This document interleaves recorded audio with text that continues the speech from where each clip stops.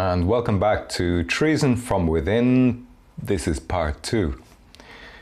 This is from an article in the Irish Sun. It was published on the 23rd of September 2018. A Portuguese woman suspected of involvement in hundreds of sham marriages in Ireland being investigated by Gardaí as part of Operation Vantage.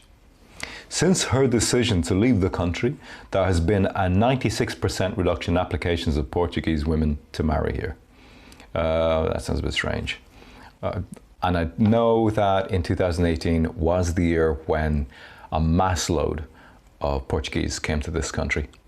So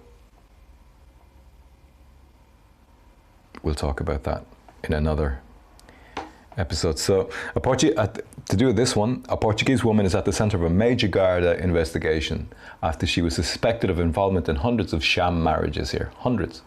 The Irish Sun on Sunday can reveal the fixer, one of the main sham marriage facilitators in Ireland, fled after she was targeted by investigators from the Garda National Immigration Bureau, who are currently probing 685 illegal marriages under Operation Vantage. The fraudster is suspected of organising the bogus weddings, mainly between Portuguese women and Pakistani men from Pakistan, from 2012 to 2015. Since her decision to leave Ireland, there's been a 96% reduction. Blah, blah, blah. A source said this woman was at the heart of sham marriages in Ireland and would have made a lot of cash from facilitating illegal weddings. She left Ireland because of the increased Garda activity on the issues, but she's still under investigation. We can also reveal that the Portuguese woman was a close associate of Mauritian fixer Treason, who raked in 350,000 during his time in this country. His empire was smashed when he was arrested by GNIB investigators and pleaded guilty to deception and fraud when he admitted arranging 50 bogus weddings. Dublin Circuit Court suspended 22 months of the sentence for 5 years on condition that Modele consented to being deported to Mauritius. Now we look for consent from criminals now. Along with his female partner, they used social media advertising and provided transport, accommodation and bogus documentation for the women involved. By his own admission, Modele arranged at least 50 bogus marriages, charging 7,000 for each. He had also taken part in a marriage of convenience himself, but later separated from his bride. And we can also reveal the sham marriage fixers who previously used Ireland for their scams have now fled to Denmark, known as Aero Island. The location is classed as Denmark's most romantic island. Danish police, who are working closely with Gardaí on the issue, believe the country was targeted by the fraudsters because of the success of Operation Vantage. The Garda initiative, now used as a policing model by law enforcement agencies across Europe, is led by Detective Sergeant Dave Kennedy under Detective Sergeant Super Dave Dowling's command. Latest stats also show how 125 people have been arrested since the crackdown, with some of them since deported. Detectives Chief Superintendent Dowling said the focus shifted to Denmark after the success of Operation Vantage, and we're working closely with the Danish authorities. Denmark has contacted Ireland to look for advice and assistance on how we tackle the problem here. We also recently travelled to Europol and did a presentation on best practice and how, our job is to protect the integrity of the immigration system. We have protected the process here and removed the level of facilitators has been dismantled. We have had great support from the Irish Naturalisation Immigration Service, Eurojust.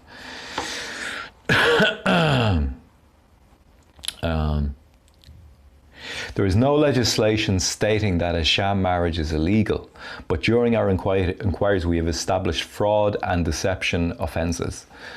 Once people knew the Gardaí and the registrars were looking at their marriage applications, they moved on to other countries. Other scams smashed by Gardaí include Slovakian women who travelled here to marry men from India and Algeria. As part of our special investigation on sham marriages, we also reveal an exclusive image of a fraudster's tick list. The item shows how the fixer had written down their weekly shopping list beside the women who were flying into the country on flights from Europe. And we know how the fraudsters were using TV licenses here as part of their efforts to prove their weddings were legitimate. The huge amount of cash seized from a raid on one suspected fixer is also revealed, and the bogus ID card used by the women involved in the fake weddings. Another image shows how two suspected fraudsters posed for the camera to convince authorities their wedding was genuine. During Vantage, which was established in 2015 to combat the soaring numbers of fake marriages, investigators established how a convicted rapist was planning to travel here to participate in a bogus wedding. The Gardaí rescued a young Czech woman with learning difficulties over fears a crime gang was planning to recruit her into a sex ring, and another vulnerable Latvian woman. Both women were later returned to social service agencies in their respective homelands. The probes established how the fixers were charging people €10,000 for the weddings, with many of the women being promised huge amounts, but just getting €300. Investigators also identified how women mainly from Portugal, Latvia and Estonia and other Eastern European countries had been disrupted and exploited when they were brought here to marry men mainly from Pakistan, India and Bangladesh. An Algerian man who participated in a sham marriage in this country was also deported after he was suspected of raising cash for Islamic extremists. On another occasion earlier this year, a taxi driver who was due to obtain his citizenship was arrested after Gardaí established he had participated in a sham marriage. His EU treaty rights were later revoked and he now faces deportation. The crackdown coincided with the launch of the Civil Registration Act and marriage registrars across the country being trained by GNIB officers in interview techniques. During their investigations, Gardaí identified other forms of criminality and established how UK-based crime gangs were registering company names and businesses in Ireland. The scam was launched to help non-EU nationals gain EU residency rights by claiming they lived and worked here. Gardaí established how one fraudster established 800 companies in Ireland over a 3-year period. End of article. So, again, I'll reiterate. Leo Varadkar has a plan called Ireland 2040. In the plan, he states that Ireland will have an extra 1 million people in the country by then. I make the point, Ireland has just voted in abortion, and young Irish women are being encouraged to have careers before having families, to be free, independent women, okay? So how are we going to have an extra 1 million people in the country? Through loopholes. Hold tight for part 3 of Treason from Within.